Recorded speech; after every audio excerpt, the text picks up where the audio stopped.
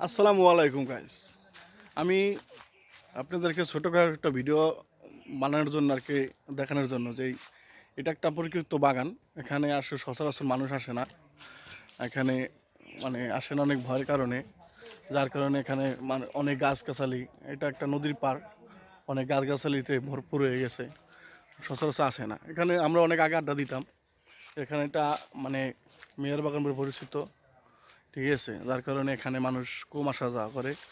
সামনে একটা চিতাখোলা আছে, ওই যে দেখা যায়, ঠিক আছে। এই চিতাখোলায় মানুষ আর কি পোড়ানো হয়, ঠিক আছে, একদম একটা বাগানের ভিতরে। এখানে মানুষ না বললে চলে, যদি মারা যায় কারো, চিতা যদি কারো পুরানো হয় তাহলে সেখানে আর কি এখানে মানুষ এসে পুরায়। এছাড়া এখানে আর মানুষ আসে না, ঠিক আছে। এই যে একটা, এই যে নদীর পাড়ে একদম, এই যে একটা নদী দেখা যায়, এই যে এই নদীর পাড়টায় শ্মশান খোলা, ঠিক আছে। এই শ্মশান খোলা আর কি মানুষ করে এখানে অনেক মানে পুরানো হয়েছে, মানুষ ফুল গাছ টাছ দিয়ে যে ভরে ফেলাইছে, যে জায়গায় পাচ্ছে এই যে শ্মশান খোলা, এখানে আর কি পোড়া হয়, ঠিক আছে। আগে অনেক ভালো ছিল, পয় পরিষ্কার ছিল, বাগান ছিল না। এখন মনে করেন অনেক অনেক বাগান হয়ে গেছে, অনেক বড় বড় বিশাল বিশাল লতা পাতার গাছ বইলে গেছে, যার কারণে এখানে মনে করেন মানুষ এখন আসতেও ভয় পায়।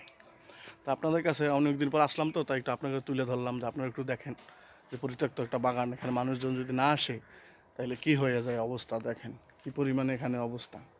আমরা এখানে আড্ডা দিতাম একসময়, বন্ধু বান্ধব মিলে এখানে আড্ডা দিতাম। এই যে এখানে পোড়ানোর জন্য এই যে সীতাকোলার করছে, ঠিকঠাক মতো হিটও করে নাই, ঠিক আছে, দেখেন কি অবস্থা। আর এই আমাদের গৌরনদী, গৌরনদীর এই যে নদী, এখানে আর কি আমরা ছোটোবেলায় গোসল করতাম, বড় করলেও খুঁটি, কিন্তু আসা হয় না এখন আর, কাজের চাপে এখন আর যে যে এক জায়গায় আছি এর জন্য আসা হয় না। সবাই এখানে এই যে একটা দেখেন চিতা, এখানে সব চিতার খোলার মানে এটা চিতাখোলা নামেই সবাই চিনে, ঠিক আছে। গৌরনদী আমাদের বরিশালের ভিতরে এটা, ঠিক আছে। সবাই সুস্থ থাকবেন, ভালো থাকবেন। এই ভিডিওটা কেমন হয়েছে জানাবেন। যদি এরকম ভিডিও আরও পেতে চান তাহলে আমাকে অবশ্যই মেসেজ করে জানাবেন। আমি সবাইকে ভালো ভালো ভিডিও দেখাতে পারবো ইনশাল্লাহ।